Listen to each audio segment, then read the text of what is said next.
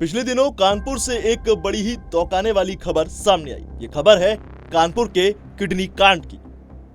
लेकिन अब इस किडनी ट्रांसप्लांट कांड में एक के बाद एक नए खुलासे होने शुरू हो गए। कई ऐसे राज हैं जो अब खुल रहे हैं और दुनिया को चौंका रहे हैं। गाजियाबाद से गिरफ्तार ओटी टेक्नीशियन राजेश कुमार और उसके साथी कुलदीप से हुई पूछताछ में पुलिस को इस पूरे नेटवर्क के परतें समझ आने लगी। दोनों ने बताया कि ये कोई एक दो लोगों का काम नहीं है, बल्कि पूरी तरह से एक संगठित गैंग है, पूरी एक टीम है। आपको बता दें कि पूछताछ में यह भी सामने आया कि एक डॉक्टर, जिसे वो डॉक्टर रोहित के नाम से जानते थे, वो एनेस्थीसिया का काम संभालता था, यानी मरीज को बेहोश करना उसकी जिम्मेदारी थी।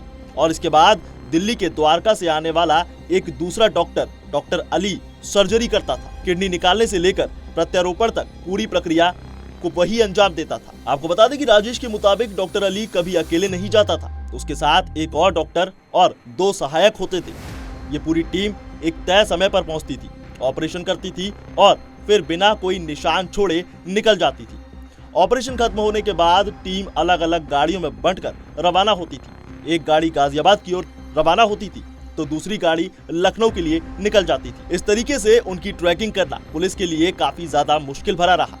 लेकिन राजेश कुमार ने पुलिस को बताया कि करीब 3 साल पहले उसकी मुलाकात डॉक्टर रोहित से एक मेडिकल सेमिनार के दौरान हुई थी। वहीं से इस नेटवर्क की शुरुआत मानी जा रही है। राजेश की तकनीकी समझ और काम करने के तरीके से प्रभावित होकर रोहित ने उसे अपने साथ काम करने का प्रस्ताव दे डाला और धीरे धीरे कुलदीप सिंह राघव भी इस चेन में जुड़ गया और फिर ये पूरा नेटवर्क एक्टिव हो गया।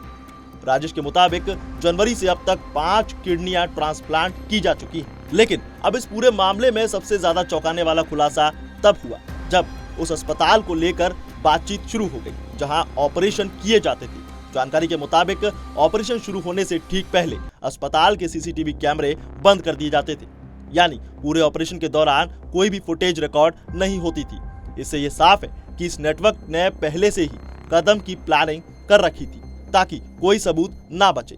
और जो डॉक्टर को लाते ले जाते थे उनमें से एक और चौंकाने वाली बात सामने आई। ड्राइवरों ने बताया कि डॉक्टर अपने चेहरे को इस तरह से ढक लेते थे कि उनकी पहचान करना मुश्किल होता था। जांच में यह भी सामने आया कि डॉक्टर और दूसरे लोगों ने भुगतान करने का तरीका भी बेहद रोचक और समझदार तरीके का निकाला हुआ था। गाजियाबाद जाने वाली गाड़ी का किराया नकद रूप में दिया जाता था, जिससे उसकी ट्रैकिंग मुश्किल हो जाती थी, और वहीं लखनऊ जाने वाली गाड़ी का भुगतान ऑनलाइन किया जाता था, जिससे पुलिस को अहम सुराग मिल चुके। इन्हीं सुरागों के आधार पर अब जांच आगे बढ़ाई जा रही है। वहीं जांच में यह भी आशंका जताई जा रही है कि इस नेटवर्क से जुड़े डॉक्टर किसी बड़े और नामी अस्पतालों से जुड़े हो सकते हैं। पुलिस इस एंगल पर भी काम कर रही है कि कहीं ये सिर्फ एक लोकल गैंग नहीं, बल्कि कई शहरों में फैला हुआ एक बड़ा रैकेट है। फिलहाल इस मामले में सबसे बड़ी चुनौती फरार डॉक्टर को तलाशना है। पुलिस ने लखनऊ, गाजियाबाद, मेरठ और देहरादून में अपनी टीमें भेज दी, जो लगातार संभावित ठिकानों पर दबिश दे रही है। 4 मुख्य डॉक्टरों के खिलाफ लुकआउट नोटिस भी जारी किया जा चुका है। पुलिस को आशंका है कि ये आरोपी देश छोड़कर भागने की कोशिश भी कर सकते हैं। अब देखना यह होगा कि पुलिस कब तक इन आरोपी तक पहुंचती है। देखते रहिए पंजाब।